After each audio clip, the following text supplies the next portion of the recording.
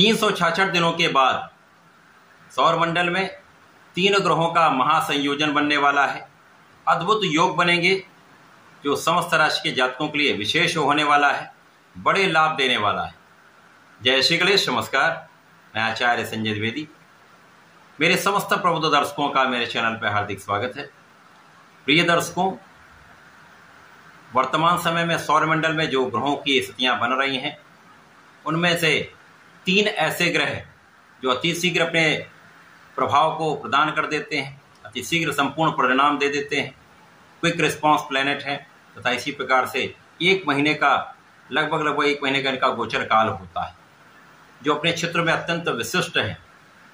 इनमें से राजा सूर्यदेव हैं, 9 ग्रहों में युवराज बुध हैं तथा दैत्य गुरु शुक्राचार्य हैं।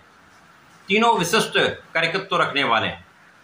सूर्य शासन प्रशासन के कारक हैं, पिता के कारक हैं, आत्मबल के कारक हैं, क्षमता के कारक हैं, नेतृत्व के गुण के कारक हैं, योग्यता के कारक हैं।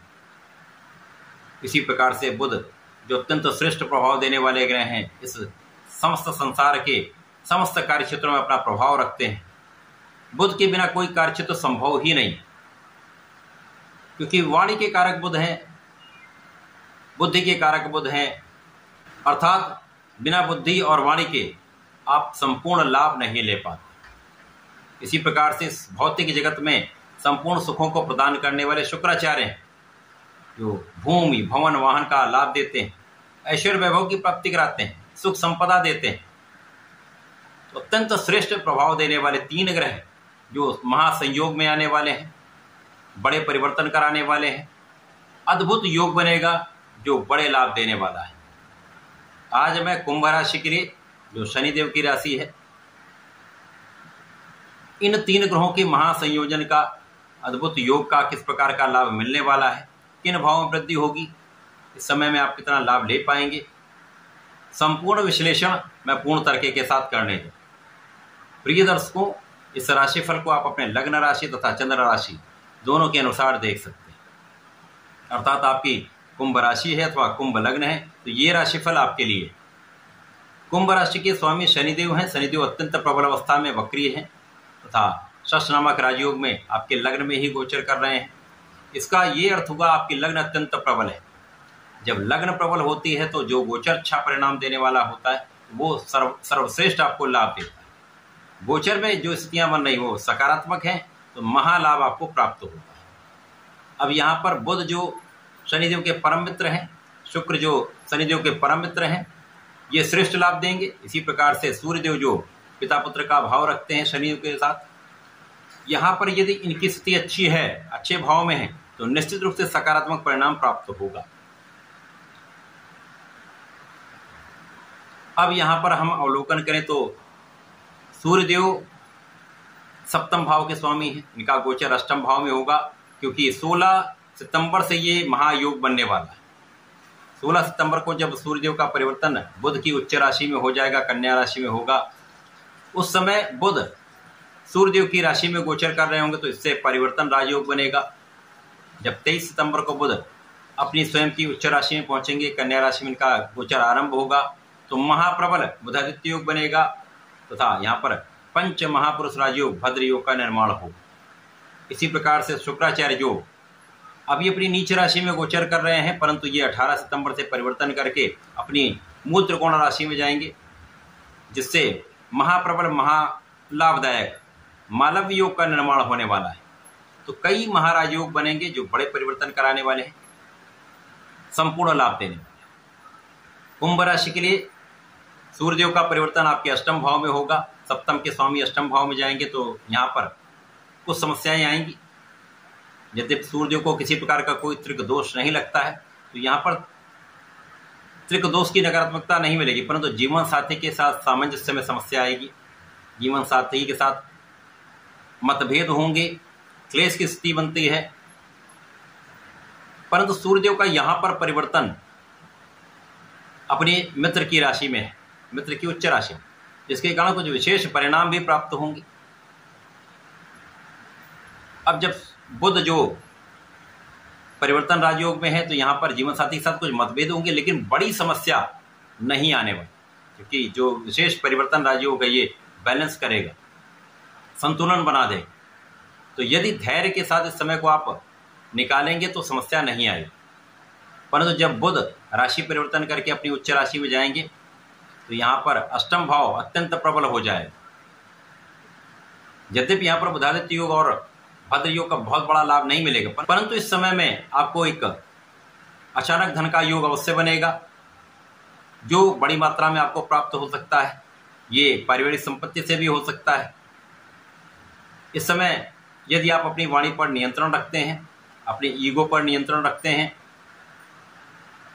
अहंकार से बचते हैं, तो इस समय परिवार के साथ सामंजस्य भी आपका अच्छा रहेगा। परिवार के बीच में आपका व्यवहार भी अच्छा रहने वाला है। तो व्यवहार को संयमित रखेंगे तो परिवार से संपूर्ण लाभ भी आपको मिल पाएगा। वाणी पर नियंत्रण रखें, व्यवहार को संयमित रखें। यहाँ पर पारिवारिक संपत्ति का भाव भी प्रबल हो। इस समय आपके आंखों से संबंधित कुछ समस्या हो सकती है, चर्म रोग से संबंधित कुछ समस्याएं हो सकती है, अथवा एलर्जी की समस्या हो सकती है। आपको ध्यान रखना हो। जीवन साथी के स्वास्थ्य का ध्यान रखें। इस समय में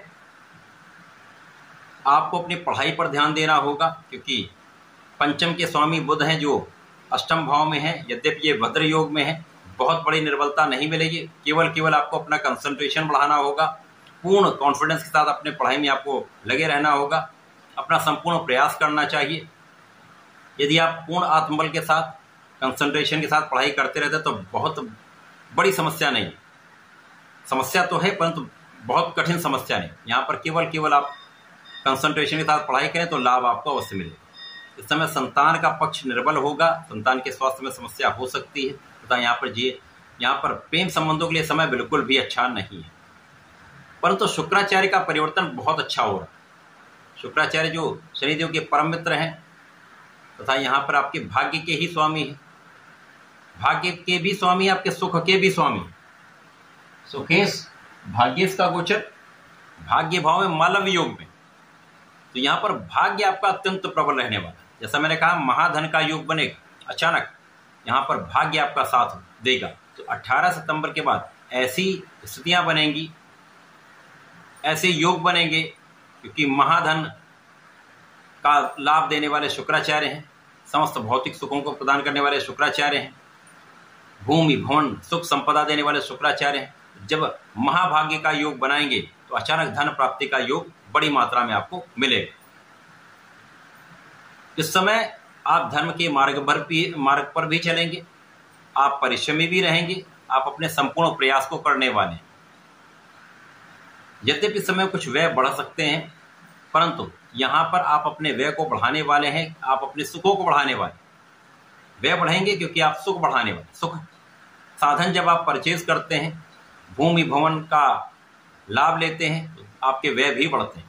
तो इस समय में संपूर्ण रूप से आप सुखों को बढ़ाने वाले हैं। सुखों की वृद्धि का संपूर्ण योग है। आपके माता पिता के सुखों में वृद्धि का योग है तथा इस समय में आपके सुख संसाधन बढ़ेंगे। भूमि भवन वाहन का संपूर्ण योग बन रहा है। इस समय में आप यदि प्रयास करेंगे तो अपना घर बना सकते हैं, एक अच्छा वाहन ले सकते हैं।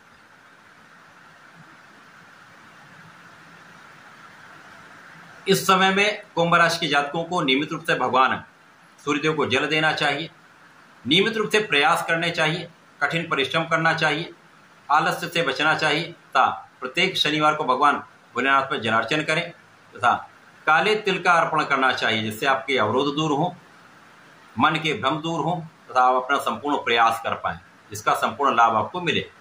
तो ऐसा करके समय का उपयोग करें, लाभ लें। धन्यवाद, नमस्कार।